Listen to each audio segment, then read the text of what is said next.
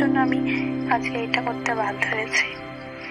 ভেবে দেখো, তুমি আমার পরিবারের সাথে মিশতে পারবে না, আমার সাথে আমি যেটা বলবো আমার কথা তোমার কোনো যায় আসে না। আর এমনি তো সেরকম তো ধরো আমি কোনো থাকিও না, না তুমি আমার ভরণ পোষণ নেও, এটা তো বলবো না যে তুমি আমার ভরণ পোষণ নিচ্ছ। কিন্তু আমি এদের থেকে বাঁচতে চাচ্ছি, কারণ আমি এইভাবে চলতে পারছি না। তুমি এই ছাড়া আর কিছু জানো না, তাই না বলো? আমি আমার ঠিকভাবে তুমি বাঁচতে দিতে চাও না, তুমি আমার খুশি চাও না, তাই না বলো? শুধু তোমার খুশিটাই তুমি ভেবে যাচ্ছ।